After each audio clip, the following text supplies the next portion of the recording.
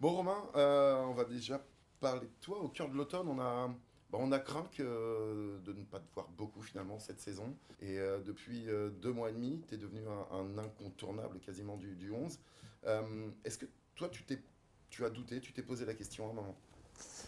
Non, je me souviens aussi quand on était ici, vous m'avez posé cette question et puis j'avais dit que non, justement, je devais être patient et que quand on allait me lancer, c'était à moi de faire mes preuves et de continuer. Aujourd'hui, c'est ce que j'essaye de faire.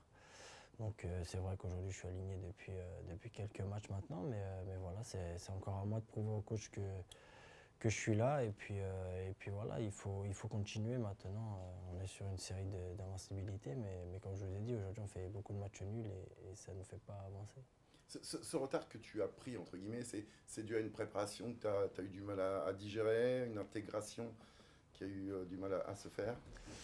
Non, je l'ai expliqué avant, c'est qu'à Queville, j'étais plus dans les plans du coach, ou du moins j'avais fait part à mon président que je ne souhaitais plus prolonger l'aventure avec eux. Et puis voilà, donc après j'ai été mis forcément à l'écart par le coach et ce qui est normal par le coach d'Acosta que j'avais à Quevilly parce que je rentrais plus dans ses plans et lui il avait une saison à préparer. Donc je suis arrivé ici, j'avais un match dans les jambes, j'avais 45 minutes dans les jambes de préparation.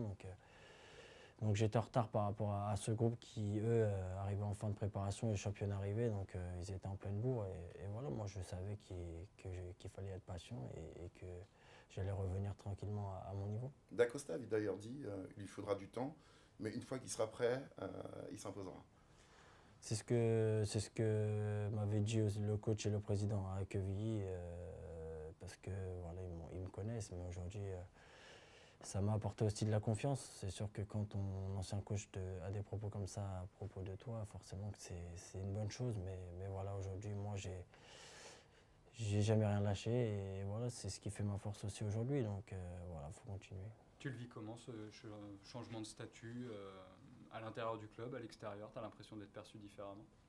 Non, j'ai pas changé, je reste, comme je vous ai dit, demain, voire vendredi, je peux être sur le banc et je peux retourner en N2 à tout moment avec le groupe qu'on a aujourd'hui. Donc non, faut rester humble, faut rester concentré sur ce que je fais actuellement et mes prestations, les prestations de l'équipe et après on verra. Qu'est-ce qu'on peut attendre encore plus de toi? Plus, beaucoup de choses, notamment être décisif, être dans la surface. Aujourd'hui, si on marque pas plus de buts que ça, c'est pas nos attaquants. Parce que quand on regarde Alex Bonnet qui a 2 buts en 2 matchs, Tino qui est sur 3 passes et il marque, Limami il marque aussi. Donc c'est peut-être au milieu de terrain aussi à nous d'apporter plus dans cette surface. Victor est un peu plus bas sur le terrain, donc c'est plus compliqué. Mais un joueur comme moi, oui, je dois être plus souvent dans la surface ou du moins à la ramasse et puis être plus décisif, apporter sur des coups de pied arrêtés, sur les corners, sur des frappes lointaines et voilà, avoir plus de stats. Tu parlais de tous ces nuls, ça devient frustrant, voire peut-être même énervant. Oui, parce qu'on a l'impression de ne pas avancer. Aujourd'hui, on a pris 3 points en 3 matchs, donc si on fait le calcul, c'est comme si on avait gagné un match et perdu deux.